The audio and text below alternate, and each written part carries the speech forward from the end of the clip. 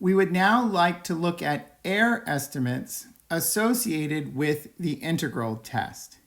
So we're going to look at an infinite sum, the sum from k equals 1 to infinity of a sub k, that converges by the integral test.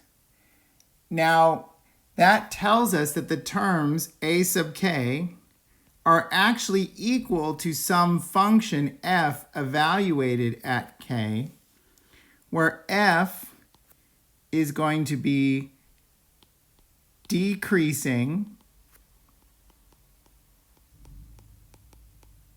positive, and continuous.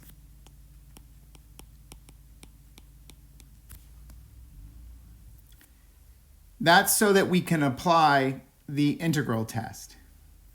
And in particular, we're going to let S be the infinite sum from k equals 1 to infinity of a sub k. And then S sub capital N is going to be the sequence of partial sums, the sum from k equals 1 to capital N of a sub k. And what we would like to do is to estimate S by using a partial sum with capital N terms, S sub n.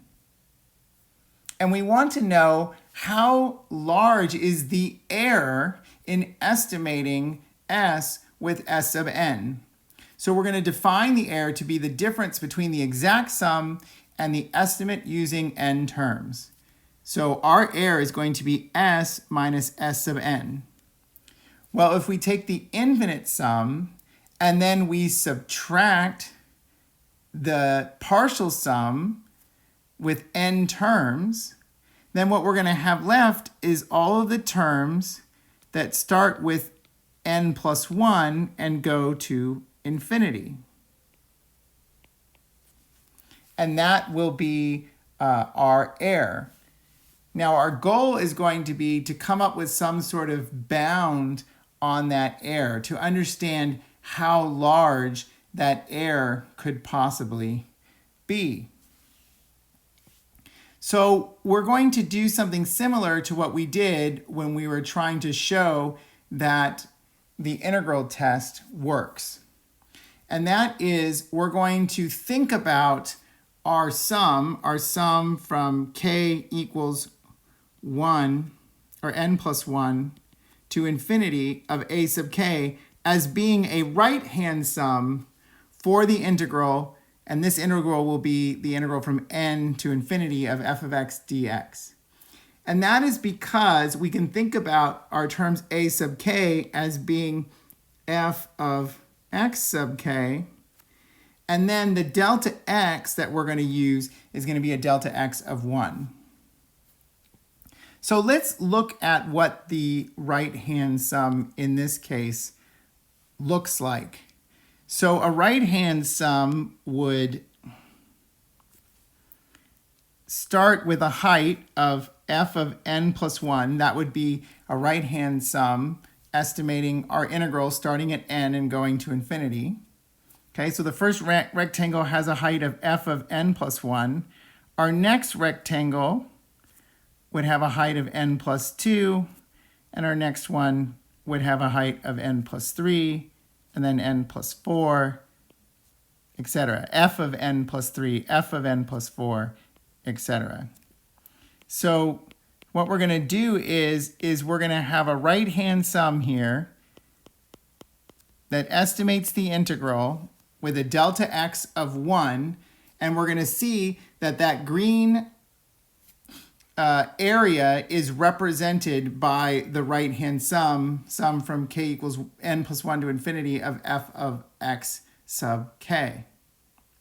Now, you can see that with a delta x being 1, the right-hand sum is underneath that integral, and so the right-hand sum is less than that integral.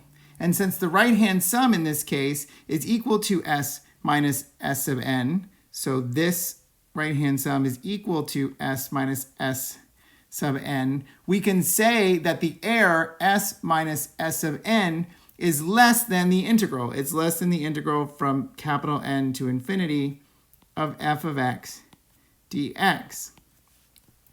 And so now we have a way to tell how large the error could possibly be. It can't be any bigger than the integral from n to infinity of f of x dx.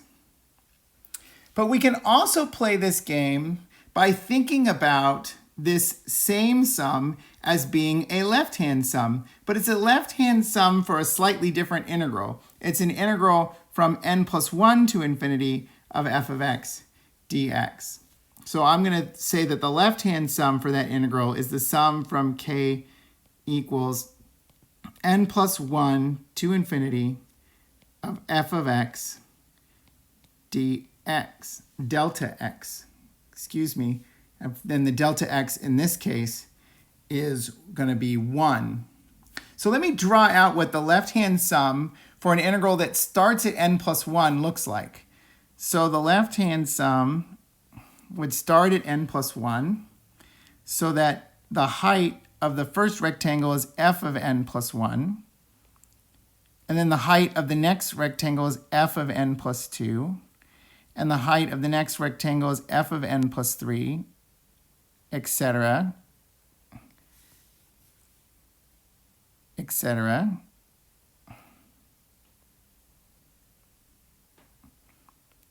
And so when we look at the left-hand sum, the area associated with that left-hand sum is decidedly more than the integral that starts at n plus 1.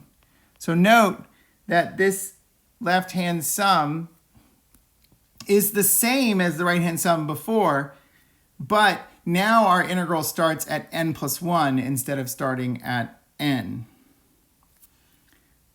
Okay, so that area outlined by the left-hand sum is greater than the integral, and since that left-hand sum is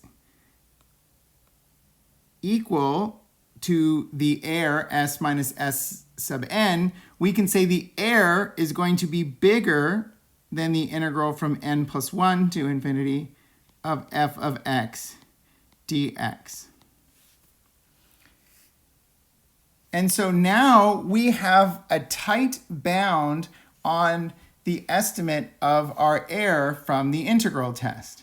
We can say that s minus s sub n is going to be less than the integral from n to infinity of f of x dx. And it's going to be greater than the integral from n plus 1 to infinity of f of x dx.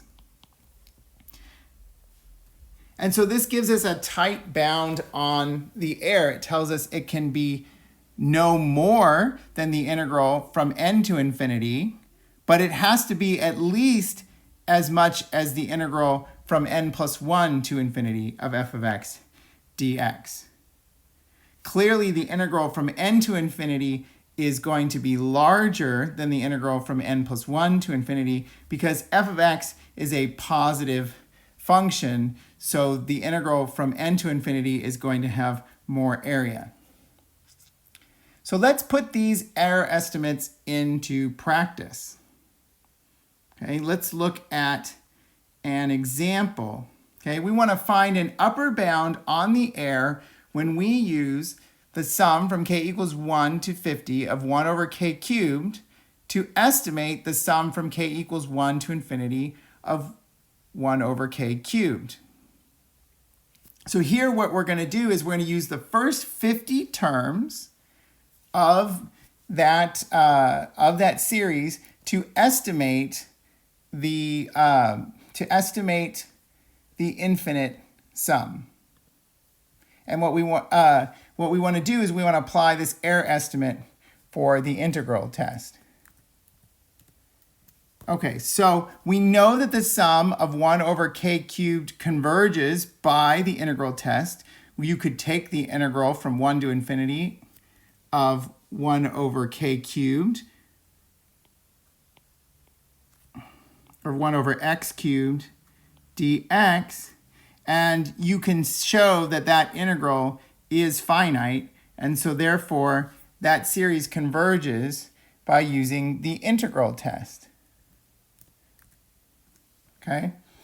So now we want to know, okay, we're going to estimate the sum using 50 terms, and we want to know how big the error is. So the error is s minus s50. That's going to be less than the integral from 50 to infinity of 1 over x cubed dx.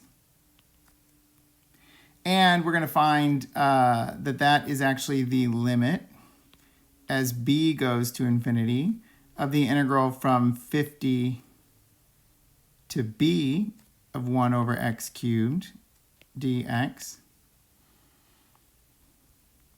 That's going to be the limit as b goes to infinity of the antiderivative, in this case minus 1 over 2x squared, evaluated between 50 and infinity, or sorry, 50 and b. And so that's going to give us the limit as b goes to infinity of minus 1 over 2b squared plus 1 over 2 times 50 squared. Now, 1 over 2 times b squared, that's going to go to 0 as b goes to infinity. And so what I'm left with is that my error is less than 1 over 2 times 50 squared. That's 0.0002. And so if we try to estimate the sum of 1 over k cubed from 1 to 50 by, if we try to estimate that sum of 1 over k cubed from 1 to infinity by using the first 50 terms, then our error will only be 0.0002. Now you may ask yourself, well, what is the value of that sum? And if you stick this into a calculator like Desmos or something like that, the sum itself is approximately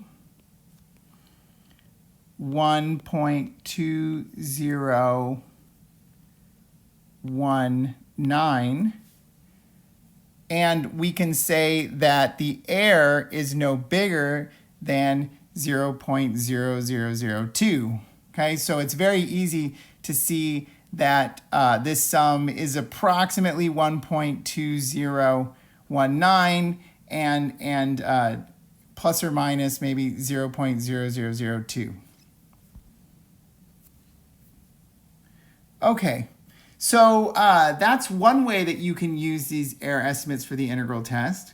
Another way that you can use these error estimates is that you can determine how many terms you would need in order to estimate a particular sum within some sort of tolerance. Maybe we want the error to be no bigger than 0.005. Okay, so suppose we wanted to look at the sum from n equals 1 to infinity of 1 over n squared plus 1, and we wanted to make sure that we had an estimate for that sum that was no bigger, or sorry, that had an error that was no bigger than 0.005. Okay? So what we can do is we can look at the error. So we can say, what is the error? Okay, it's going to be less than the integral from n to infinity of the function. We'll have to use the function 1 over x squared plus 1 dx. Okay, so that's going to be the limit as b goes to infinity of the integral from n to b of 1 over x squared plus 1 dx. And that's going to be the limit as b goes to infinity of the arctangent of x, finding that antiderivative, evaluated between n and infinity. And if we take the limit as b goes to infinity of the arctangent of b, okay, then as arctangent, as x goes to infinity, arctangent of x actually goes to pi over 2. Okay, just think about, in this case, the graph of tangent. And you look at the graph of tangent here, and you see that tangent approaches infinity as you go to pi over 2. That means that as arctangent goes to that means that as x goes to infinity, arctangent of x is going to go to pi over 2. Okay, so then that's minus the arctangent of capital N, and we want to make sure that that's going to be less than 0.005. So another way to write that is that we want the arctangent of n, okay, to be bigger if we bring it over to this side. Okay, we want arctangent of n to be bigger than pi over 2 minus 0.005. That tells us that we want, if we solve for n, that tells us that we want the tangent of n, okay, to be, that tells us that we want n, to be bigger than the tangent of the right side, tangent of pi over 2 minus 0.005. So that ends up saying we want n to be bigger than 199.998. Okay, so that tells us that we need n to be bigger than, say, 200, bigger than or equal to 200. So if we take 200 terms, then our sequence will be within 0.005 of the actual value. Okay, so this sum is actually, if we take 200 terms, this sum is actually going to be about 1.0717, and that's taking a sum of the first 200 terms, and that is off by no more than 0.005.